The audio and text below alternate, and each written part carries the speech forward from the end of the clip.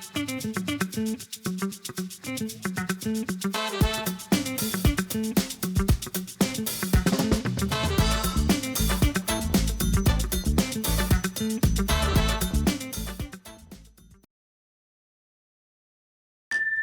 is Can TV Channel 21, and this is the Black Star Still Rising program, and I am your host, Stephen Black Butterfly Carter. I am so happy to be here today.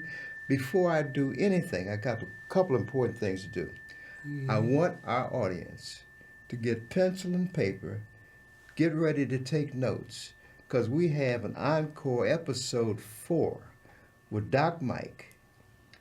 Farm D, but also Doc Mike has a PhD in understanding and being able to share with you from personal experiences what his experiences are with the dementia. You've seen some of the episodes before. That's why I want you to go call somebody, tell them that we're going to be talking about some very essential things in dementia and the caregivers, and what the caregivers was. You told me not to do too much with my hands and my No, you fine. Am I doing all right with the hands? Okay.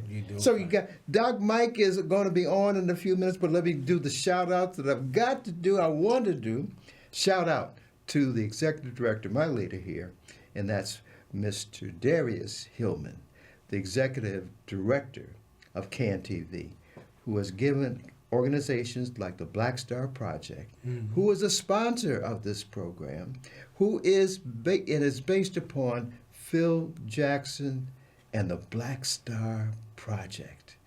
This is a result of what Phil has set up and has passed on to his sister, Gloria Smith, and the Black Star Project, and those great staff that they have here. Yeah.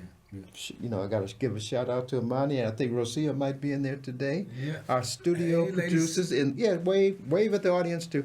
Our studio producers, control room that make things happen. And I've got to give you're not doing some of your double duty today. We won't talk about you, but associate producer is also Ellis Taylor, who make this possible. Mm-hmm. Let me say this in this introduction because it's so important, why I want people to know this.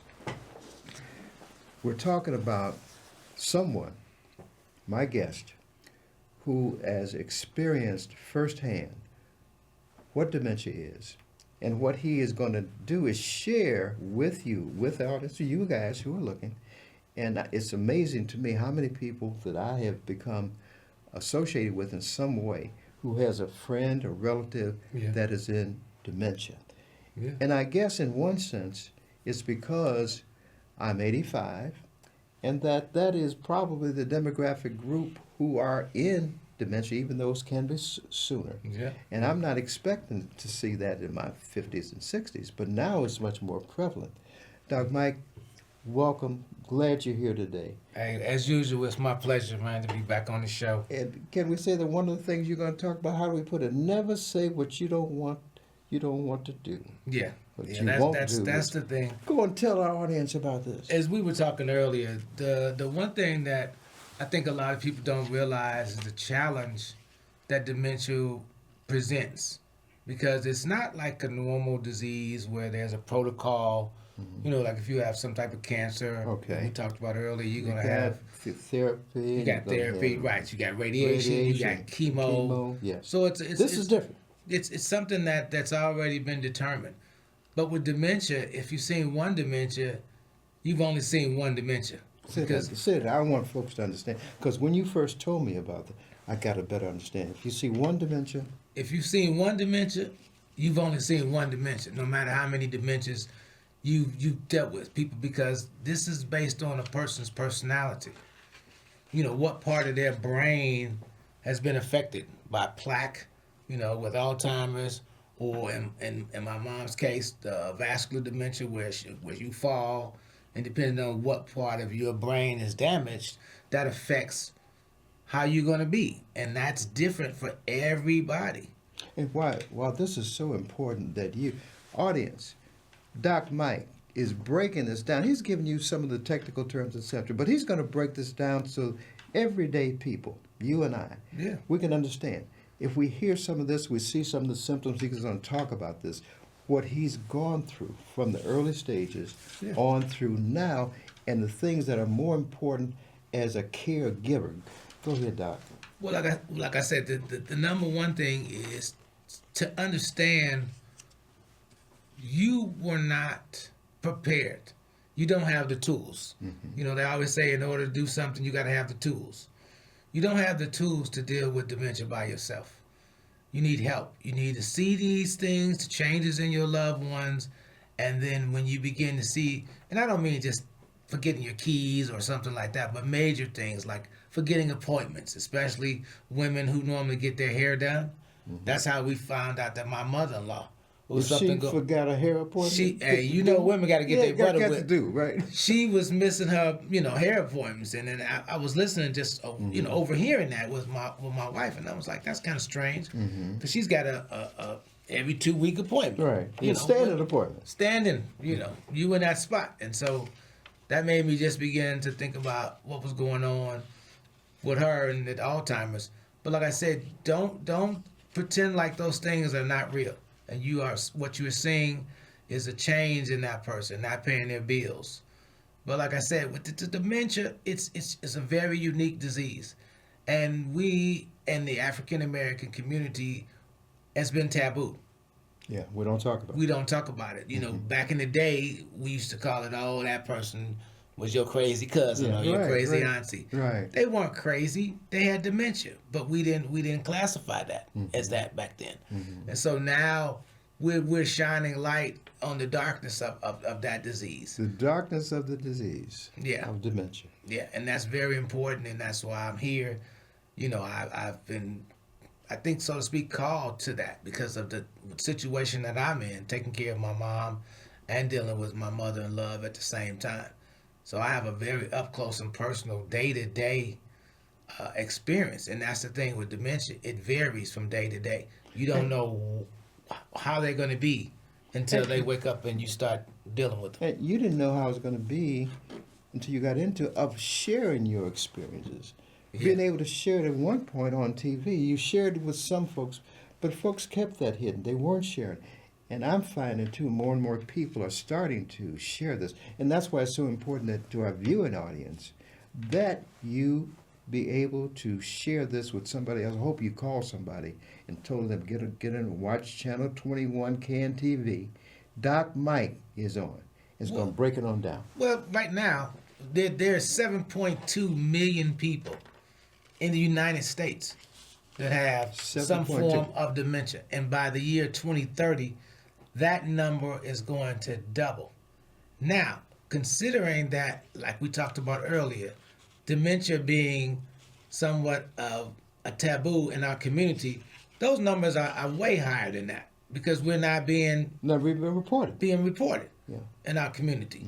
So those numbers are very low numbers. So, not only am I trying to make people that have dementia aware and the caregivers, but I'm 62. I'm about to be 63, so I'm trying to look out for myself as well. You don't look a day over 66. Well, thank you very much. But yeah, so that's not just, it's just not for the people who are dealing. The caregivers will be the next group of people who could potentially have this disease. Okay. So it's very important that we get the word out. We start sharing and understanding what that is. I always tell people, go on YouTube, look up Dr. Kushner, Kushner. Say it again. So I want them to write this down again. It's Go Dr. Kushner on YouTube. Mm-hmm. He's here in Chicago. He's a neurologist, psychiatrist combination, and he breaks down the limbic system, which is the system that talks about all the parts of the brain. I'm not going to go into that. Please look on YouTube, Dr. Kushner, the limbic system, and he breaks down all of that. For Dr. Mike to share this with you, he's sharing this as somebody who is experiencing this, who is taking it from a professional, somebody who's been in the medical field for 30, 40 years now? 30 years. 30 years now 30 years. in the field as a PharmD doctor in pharmacy, and he's bringing this down to you now. I got this word, Mike, Dr. Mike, Mm-hmm. that I can't pronounce. Should I try to say it? Yeah, go ahead. Agnosonosia. That's good enough. That's close. Tell them what the word is, what it means. That's a word that they're using. That's a new term in the aspect of dementia.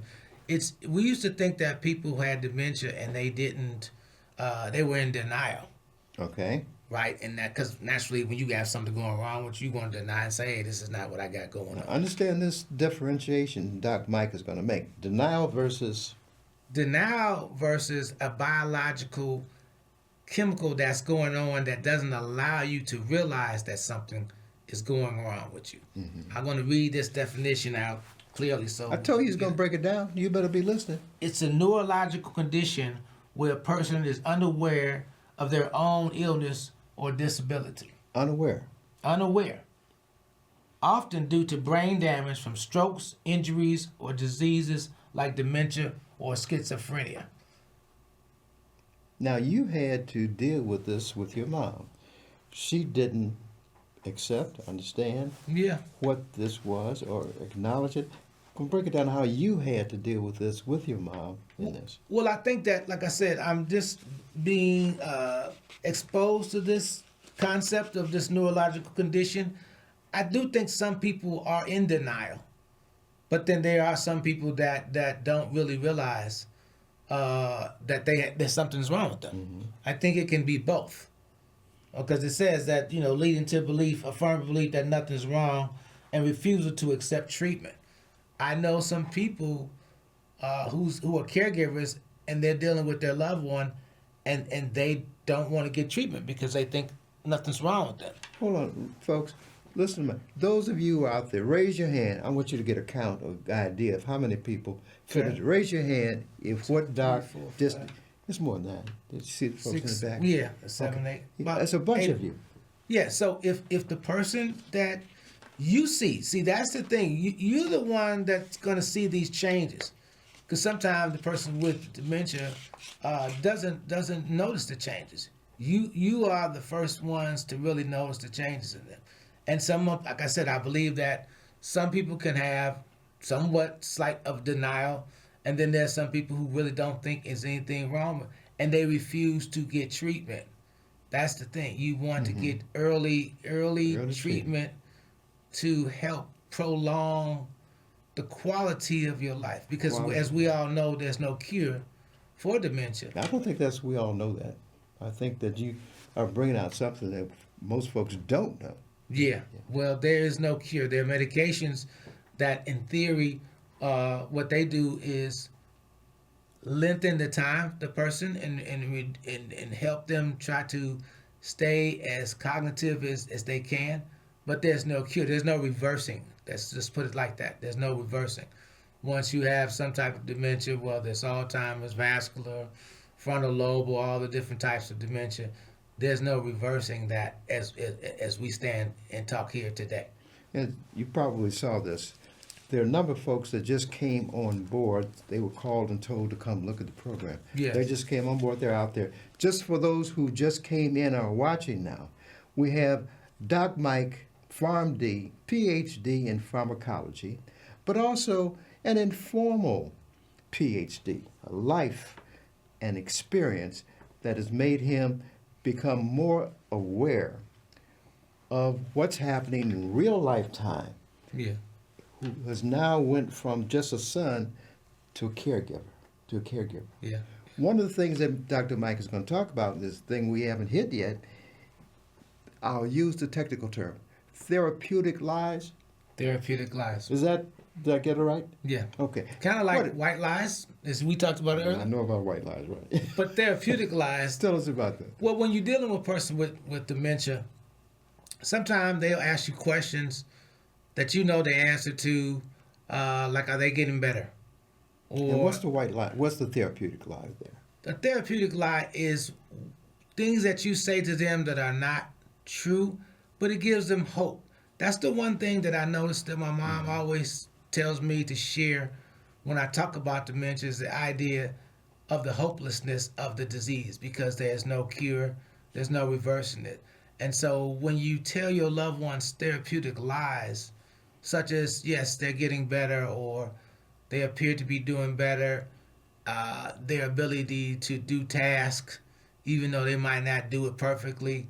You want to encourage them because they know that this is a downhill situation, and so it's very important. And my mom reminds me of that all the time.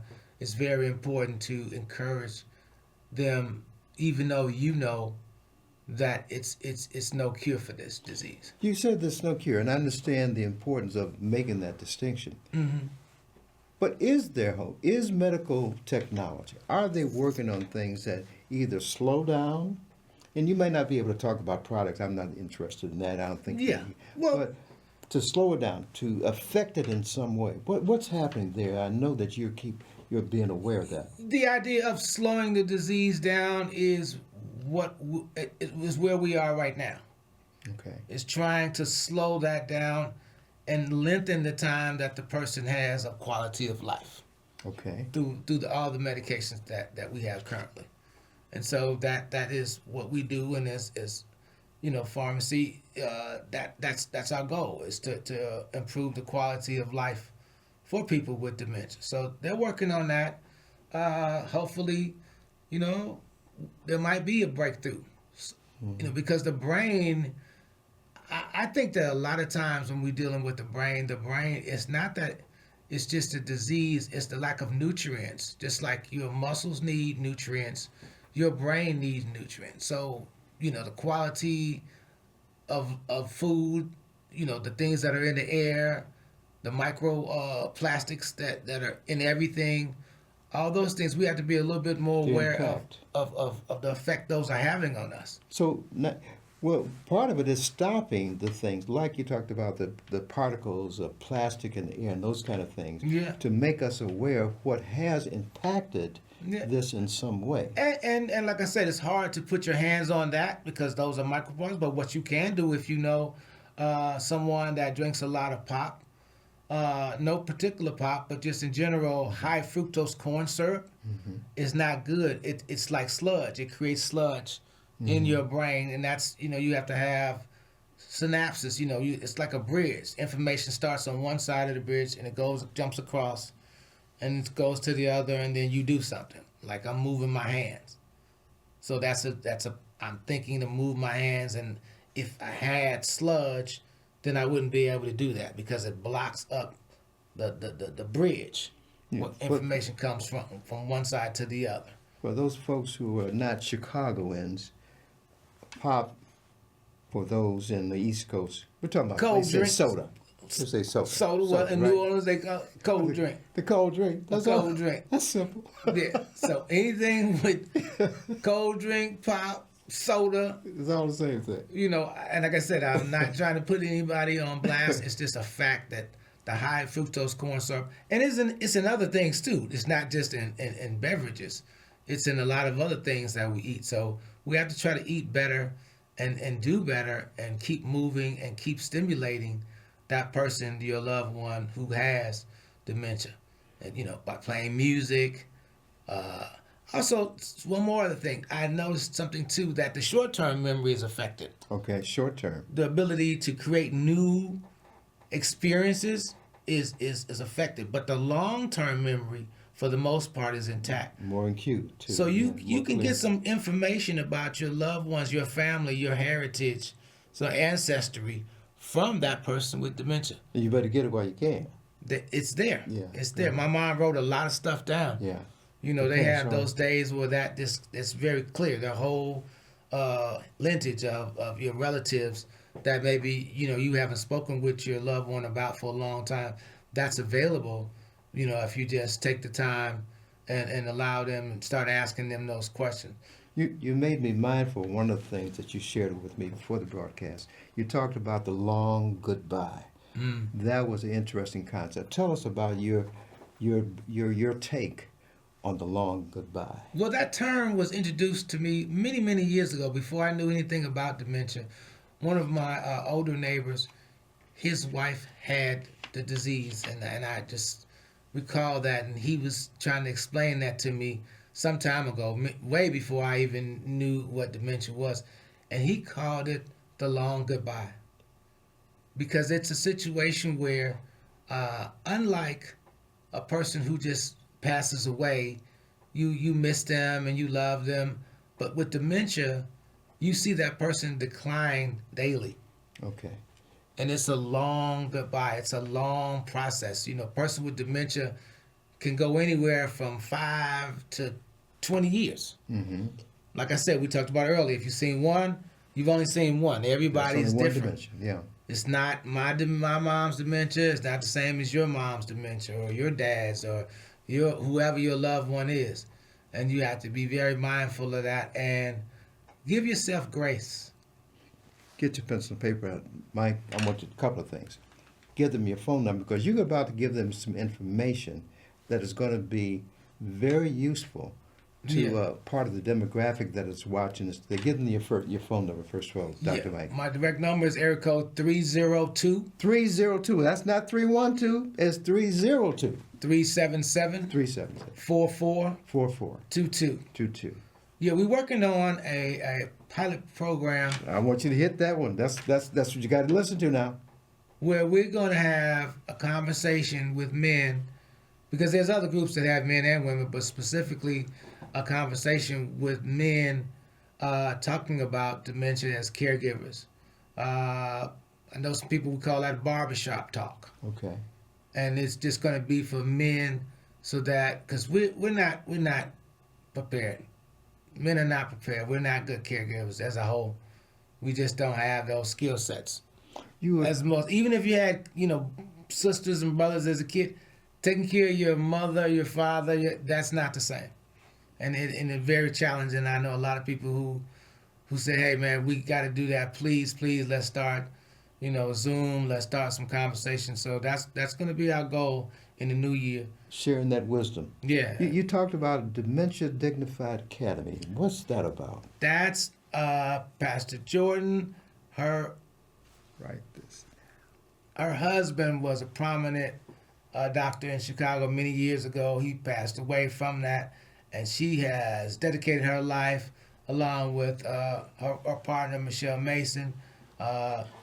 Disease. They're both very, very strong advocates for that, and that's going to be a program that's going to go through Dementia Dignified Academy that I'm associated with them, and we look forward to doing great things coming up this year, and we're going to call that shining the light on the darkness. Shining the light on the darkness. On the darkness of dementia. So you guys look forward to doing that, and like I said, even if you don't know somebody right now. If you got my number as in conversation. Repeat it again, 302. 302-377-4422.